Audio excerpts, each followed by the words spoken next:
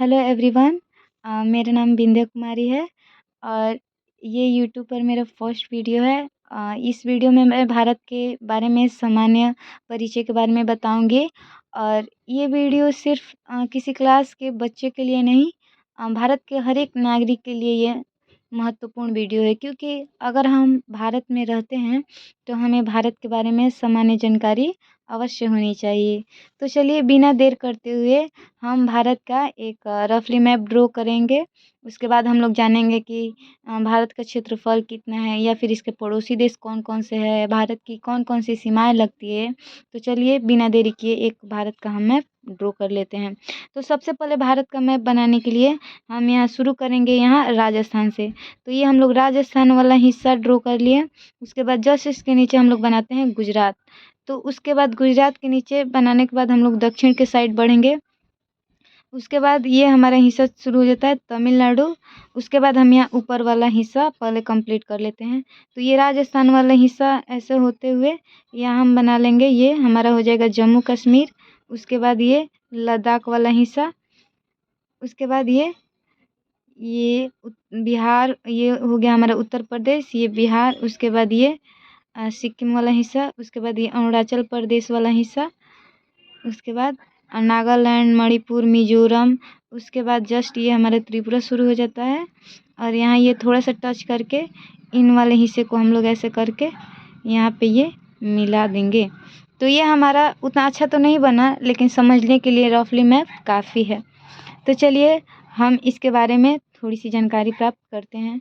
तो सबसे पहले हम जानेंगे कि ये जो हम लोग भारत का मैप बनाए हैं वो कितना क्षेत्रफल में ये फैला हुआ है। तो भारत का क्षेत्रफल हम लोग देखते हैं तो ये लगभग है 32,87,263 वर्ग किलोमीटर। तो ये हमारा हो गया भारत का क्षेत्रफल। उसके बाद हम देखते हैं कि जो भारत का उत्तर से दक्षिण सीमा कितना है और पूरब से पश्चिम सीमा कितना है। तो जो ये उत्तर से दक्षिण अगर हम रेखा खींचते हैं ऐसे, तो इसकी जो लंबाई है ये है 3,214 किलोमीटर। तो यहाँ हम लिख लेंगे 3,214 किलोमीटर। जस्ट अब हम इसके पूरब से पश्चिम जो सीमा देखते हैं तो इसकी जो ये चौड़ाई है ये है 2,933 किलोमीटर। तो आई होप हम लोग भारत का क्षेत्रफल देख लिए कितना है और उत्तर से दक्षिण की लंबाई कितनी है और पूरब से पश्चिम की लंबाई कितनी है।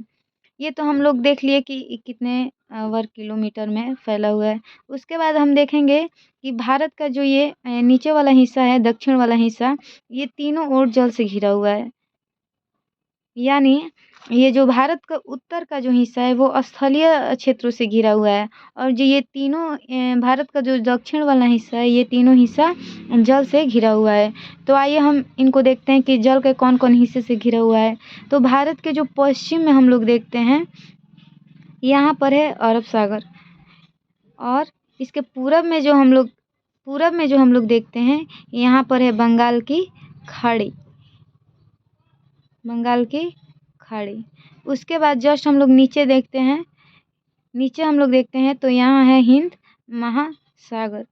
ओवरऑल देखा जाए तो ये जो तीनों ओर जल का हिस्सा है वो हिंद महासागर का ही हिस्सा है। लेकिन जैसे यहाँ जो ये अरब प्रायद्वीप पड़ता है तो अरब प्रायद्वीप के नाम पर ही इस जल वाले क्षेत्र का नाम पड़ गया अरब सागर।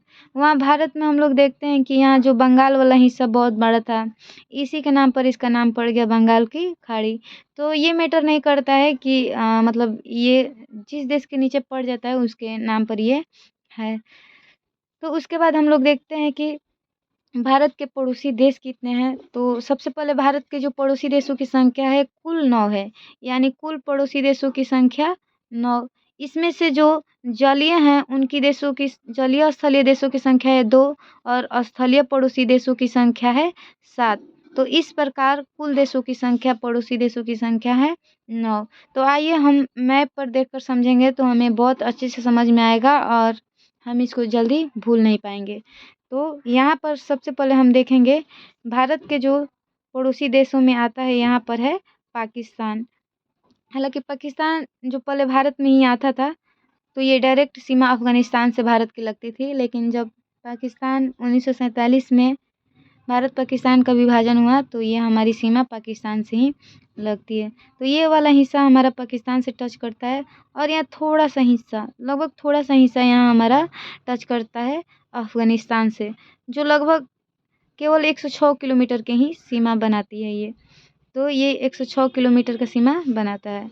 उसके बाद जस्ट हम लोग देखते हैं यहाँ चीन जो है भारत से बहुत सीमा बनाता है, तो यहाँ हम लिख देते हैं चीन। हालांकि यहाँ तिब्बत भी है, लेकिन अभी तिब्बत जो है वो चीन के ही कब्जे में है, तो इसलिए हम यहाँ डायरेक्ट इसको चीन से ही सीमा बोलेंगे। उसके बाद यहाँ पर जो एक देश है छोटा सा, उसका नाम है नेपाल। तो नेपाल भारत से उत्तर से सीमा बना रहा है। नेपाल खुद बिहार से भी सीमा बनाता है, उत्तर प्रदेश से भी सीमा बनाता है। उसके बाद हम यहाँ देखेंगे, यहाँ छोटा सा देश है, उसका नाम है भूटान। तो यानी भूटान भी हमारे देश से सीमा बना रहा है। यहाँ पर हम लोग देखेंगे तो यहाँ पर है म्यांमार। तो पूरब में एकदम म्यांमार हम लोग से पूरा सीमा टच करता है। यहाँ पर देखेंगे ये जो पश्चिम बंगाल और उड़ीसा वाले क्षेत्र में है, यहाँ पर इस देश का नाम है बांग्लादेश। यानी ये भले हमको देखने में कम लग रहा है, लेकिन भारत से जो सबसे लंबी सीमा बनाता है वो बांग्लादेश ही बनाता है, और जो सबसे कम सीमा बनाता है वो है हमारा अफ़गानिस्तान। तो इस प्रकार सबसे लंबी सीमा बांग्लादेश और सबसे कम सीमा भारत से बनाता है अफ़गानिस्तान। तो आइए हम देखते हैं कि उत्तर में हमने कितने स्थलीय पड़ोसी देशों को अभी बनाया है। तो यहाँ पे देखते हैं, अब पाकिस्तान 1, अफ़गानिस्तान 2, यहाँ हमारे चीन 3, नेपाल 4, भूटान 5 और म्यांमार 6 और बांग्लादेश 7। इस तरह हमने इस भारत के मैप में पूरे 7 स्थलीय पड़ोसी देशों को ड्रॉ कर लिया है। उसके बाद हम यहाँ देखते हैं कि दो जलीय पड़ोसी देश हैं। पहला तो हमारा एक है श्रीलंका और यहाँ पर है दूसरा मालदीव। यानी एक मालदीव हमारा जलीय पड़ोसी देश है और दूसरा यहाँ पर है श्रीलंका। यानी हम इनको द्वीपीय देश भी कहते हैं।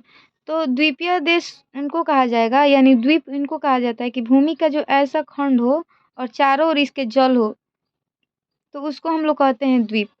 तो यानी ये श्रीलंका भी द्वीप है और ये मालदीव भी द्वीप है। तो ये 2 द्वीपीय जलीय पड़ोसी देश हो गए भारत के।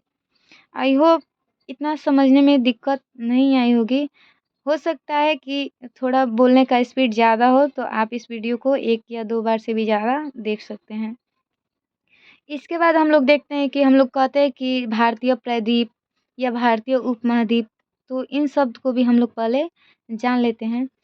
तो हम लोग सुनते हैं कि कहते हैं कि भारतीय प्रायद्वीप में ये चाहे वो, तो इसको भारतीय प्रायद्वीप हम लोग क्यों कहते हैं? जैसे मैंने आप लोग को बताया कि भूमि का ऐसा खंड जो ये चारों ओर जल से घिरा रहता है, तो इसको हम लोग द्वीप बोलते हैं। वैसे ही भूमि का जो ऐसा खंड हो, अगर 3 ओर जल से घिरा रहेगा, तो उसको हम लोग प्रायद्वीप कहते हैं। तो जब भी आपको कोई चीज़ जैसे यहाँ देखिए, यहाँ पर है ये अरब, तो अरब के ये तीनों ओर जल से ही ये घिरा हुआ है, इसलिए हम लोग इसको कहते हैं अरब प्रायद्वीप। ठीक वैसे ही भारत का जो ये तीनों ओर का हिस्सा जल से घिरा हुआ है, इसलिए हम इसको कहते हैं भारतीय प्रायद्वीप। ठीक है, भारत के लिए एक और शब्द इस्तेमाल होता है, जैसे भारतीय उपमहाद्वीप। तो भारतीय उपमहाद्वीप इसको इसलिए कहते हैं क्योंकि ये जो भारत का जो ये इतना हिस्सा है नीचे वाला, ये हमेशा से ही एशिया में नहीं था। ये जो हिस्सा टूट कर आया है वो अफ्रीका से आया है, और कई हज़ारों करोड़ों वर्षों के बाद ये जाकर ये इस वाले हिस्से से यानी एशियन प्लेट से टकरा गया। तो यहाँ पर जो टेथिस सागर था, उसी के अवसाद पर जो ये आज हम हिमालय पर्वत देखते हैं वो हमें दिखाई देता है। तो इसलिए हम इसको, यानी भारत का जो ये ज़्यादा से ज़्यादा हिस्सा है वो अफ्रीका से ही टूट कर आया है, इसलिए हम इसको अफ्रीका का हिस्सा मानते हैं। और अभी ये वर्तमान में एशिया में है, तो इसलिए हम इसको भारतीय उपमहाद्वीप कहते हैं। यानी ये कभी न किसी मतलब दूसरे महाद्वीप का ये खंड है। तो आई होप हम लोग समझ लिए कि इसको भारतीय प्रायद्वीप कहते हैं क्यों कहते हैं, भारतीय उपमहाद्वीप क्यों कहते हैं, जो भारत का विस्तार है वो कितना वर्ग किलोमीटर है, इसका जो उत्तर से दक्षिण लंबाई कितनी है, पूरब से पश्चिम लंबाई कितनी है, और इसके पड़ोसी देशों को हमने देख लिया, जो कि जलीय और स्थलीय दोनों को।